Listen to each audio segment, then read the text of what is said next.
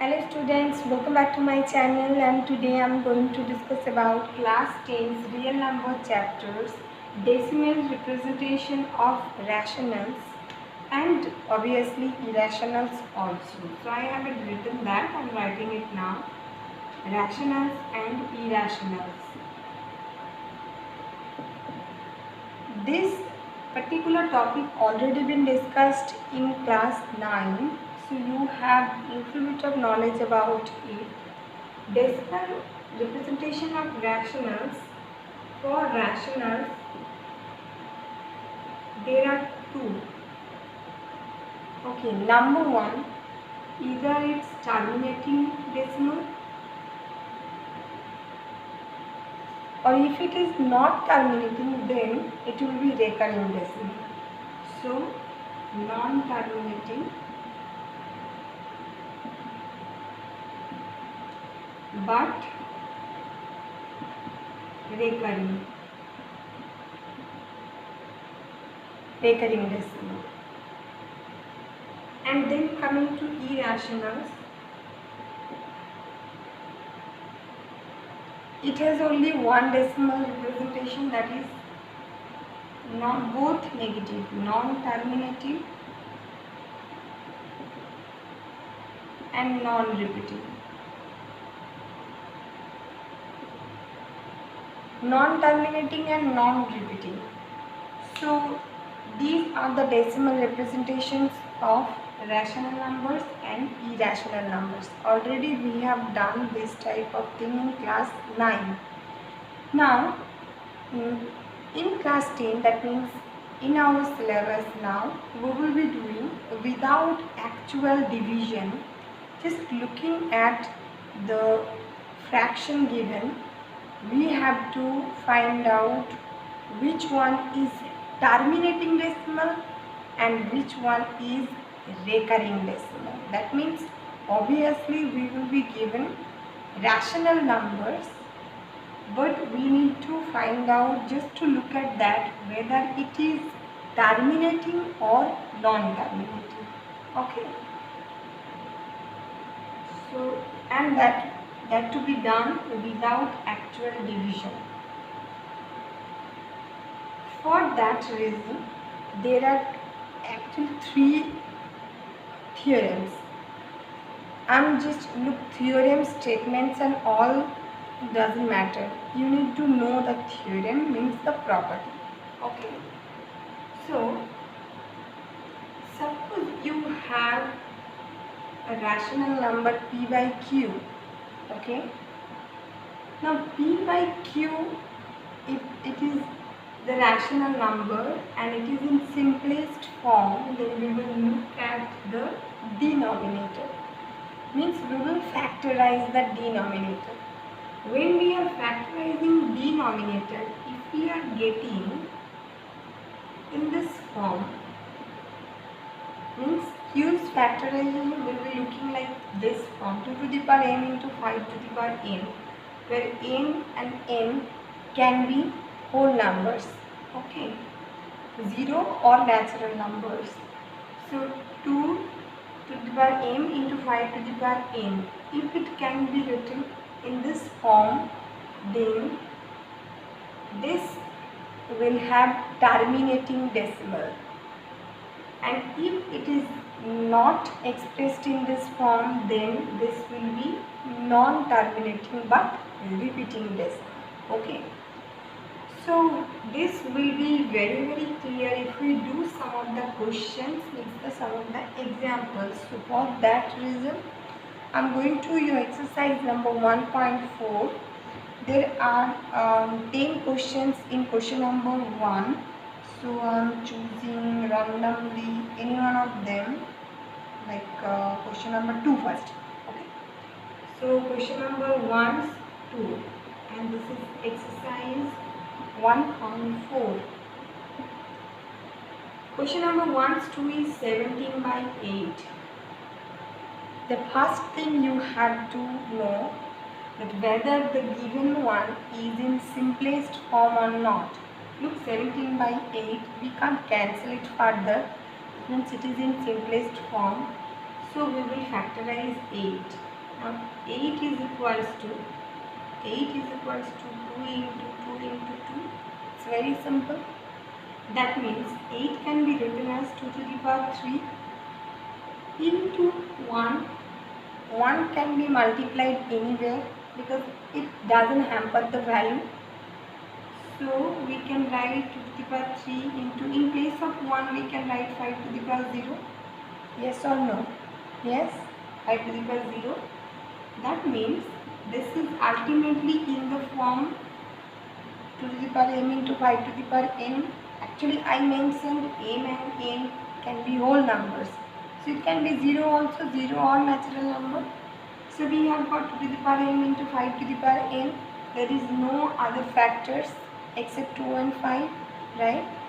Actually 2 is the factor, 5 is not there, but we can write it in this form 5 to the power n because 5 to the power 0. Okay, so 8 is this way. So we will write the answer like as 8 can be expressed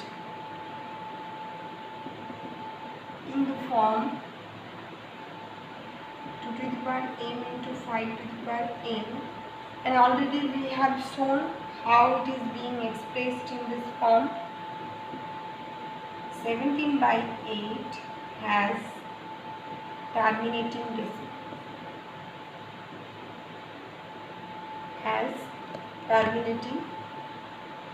decimal. Okay, and this is the way of writing the answer. So this one question I have chosen. It would be more clear, more prominent to you if I am doing any other question also. So I am doing for you question number 4. Question number 4. Okay, and it is given as 15 by 1600. What I told that you have to first look at whether it is in simplest form or not, but I can see this is not in the simplest form. So we can cancel it further. We can cancel it by 5 very easily, or can we cancel it by 15? No, we have to check it. Anyway, we will cancel it by 5 first. So it is 3 divided by 5 3s are, then 1 0, that means 5 2s are, then another 0. So 3 by 3 20. We cannot cancel it further, so this is in the simplest form. Once we have got the simplest form, we will look at the denominator and we will factorize it.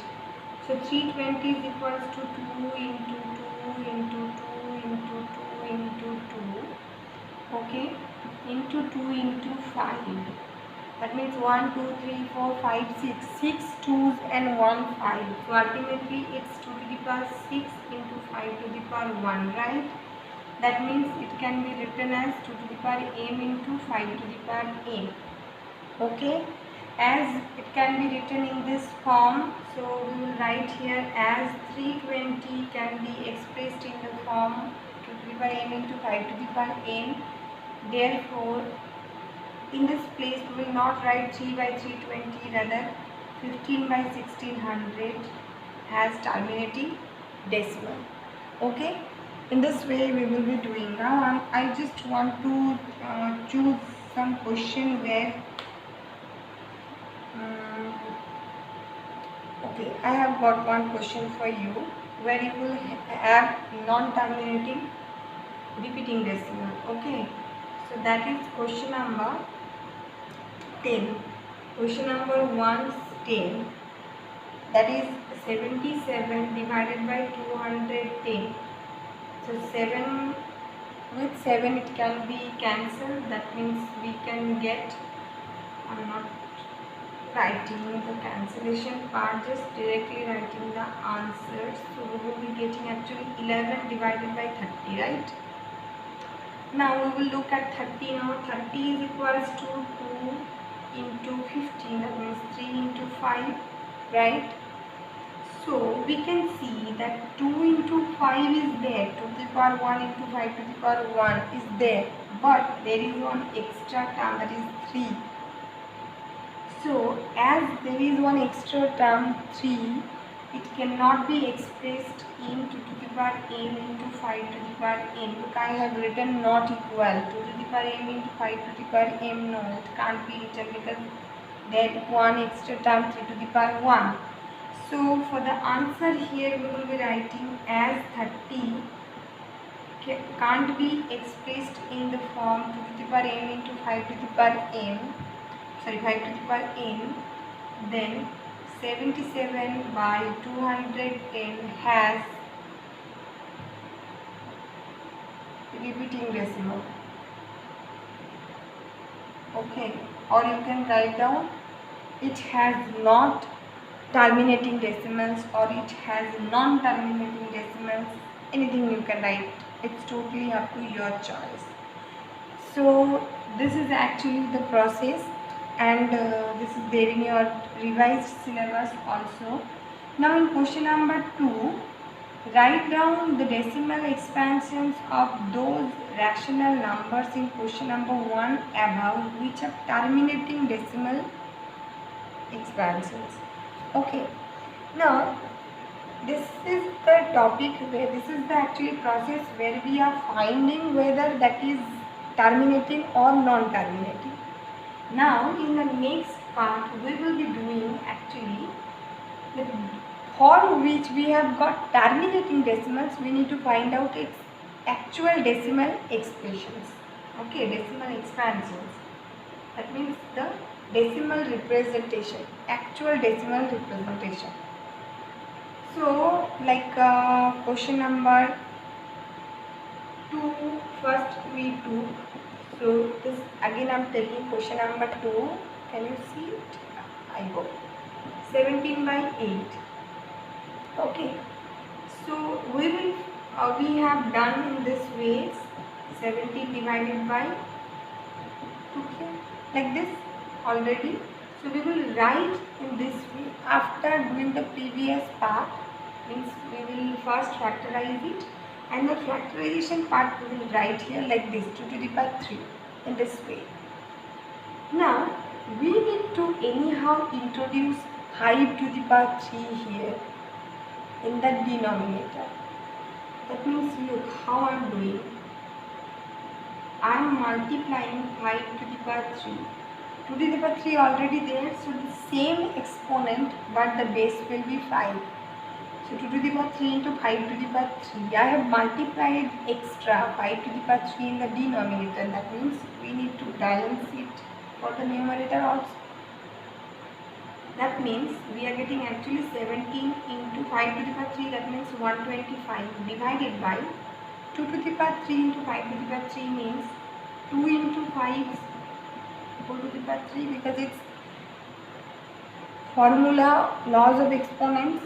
Okay, these are actually laws of exponents. Now this part is, the upper part is 17 into 125 as it is, and this part is 10 to the power 3, right? 10 to the power 3 can be written as 1000. Now you have to multiply this 17 into 125. Okay, so 17 into 125. That means now I don't remember the answer obviously, so I also need to find out its calculation. So it's 125 and it's 17. That means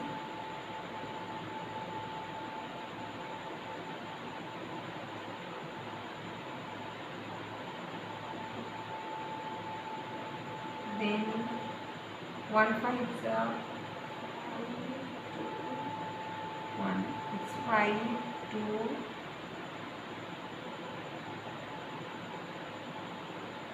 It's 2125. Okay, so it's 2125 divided by 1000. That means we will be getting it as 2.125, and this is the answer. Look, nowhere we have done the divisional process, long division process, nowhere we have done, but still we have got its decimal expansion, and this is the process how we will be doing it. Okay, Now here 5 was absent, that's why we have multiplied 5. Now suppose in somewhere 5 is present, so for that I am taking again question number 4, 1's 4.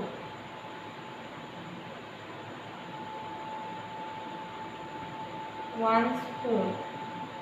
It's as 15 divided by 1600. What I told you, you need to first make it in simplest form. Then you will be getting 3 by 320. We will factorize the denominator now. Then we are getting 3 by 2 to the power 6 into 5 to the power 1, right? Look here, 5 is there. But our main motto will be to equalize the exponents of 2 and 5. To equalize the exponents of 2 and 5. So 5 to the power 6 we need to bring. For doing that, if we are multiplying 5 to the power 5 with numerator and denominator, then ultimately we are getting like this, 2 to the power 6 into 5 to the power 6. Yes or no? Yes? Okay. So again in the same way, 5 to the power 5 you need to find out what it is. 5 to the power 5 means 625 into 5. Okay. And divided by this will be 10 to the power 6. Okay. 10 to the power 6. You need to multiply it and then just take the point 6 times in the left hand side. Take the decimal point 6 times in the left hand side and the answer will be coming. Okay, but this is not the answer. This is not the final answer. You have to find out its product and then it divided by 10 to the power 6. You will get the decimal expansion and that's the final answer. So in this way we can do this whole process. So I hope you all have understood, and this is the whole session for today. And I hope you can do exercise 1.4 question number 1 all questions, and the question number 2, obviously question number 2 is related to question number 1. So that's very simple, and we will meet in the next video with any other topic. Till then, have a good day.